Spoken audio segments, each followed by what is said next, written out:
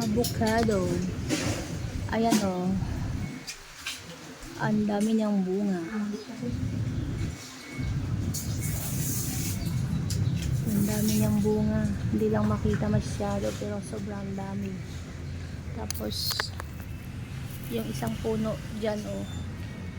Bago lang yan. May bulaklak na rin. So, ito yung puno niya. Laki. Laki pa. Laki na sa puno. Bari-bari. Ayan guys. So, maraming bunga din dito part. Yung lang maliliit. By May, April, May daw pwede na to i-harvest. Ang dami dun sa taas. Super. Hindi ko alam kung saan makita no. Ayan o. Hindi yan lang kaya nang zoom ko no. Ayan o. Ang dami. Mahal ang avocado. Ang avocado ay mayaman. Mayaman sa vitamina.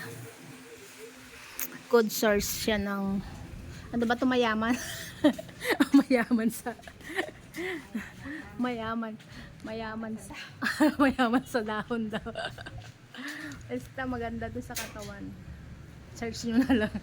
Dagdagan na lang natin yung caption. Mag-search tayo kung saan mayaman ang avocado. Uy, blessing talaga yung avocado na to dito sa amin guys. Sa lugar namin. Dito sa loob ng Novenos Residence. So ito, malapit lang siya dito. Sa aming room. Ayan, pababa lang din eh. Hanggang doon. Tapos doon na. Ayan. Tapos may pusa dito. Na cute. Hi! Hello! How are you? Mabait tong pusa na. Yan lang. Para-paraan mag-vlog. Baka sakaling may manood, no?